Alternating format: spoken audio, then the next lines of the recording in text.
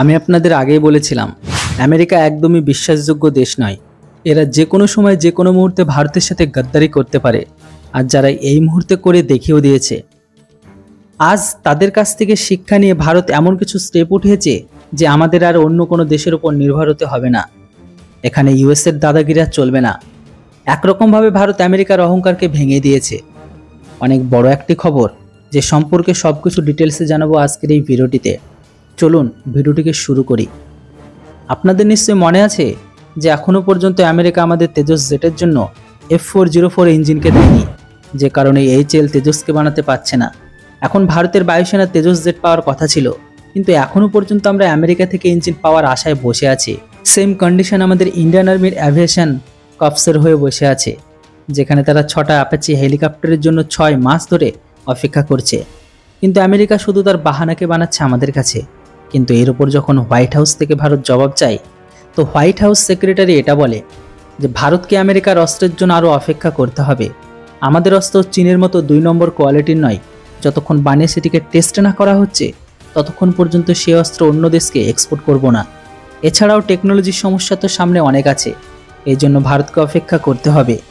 সহজ ভাষায় বললে, আমেরিকা ভারতকে তাদের অহংকার দেখাচ্ছে, ভারতকে রাগিয়ে দিচ্ছে। যতক্ষণ পর্যন্ত আমরা চাইব না, ততক্ষণ পর্যন্ত আপনারা হেলিকপ্টার আর জেট ইঞ্জিন কোনোটাই পাবেন না।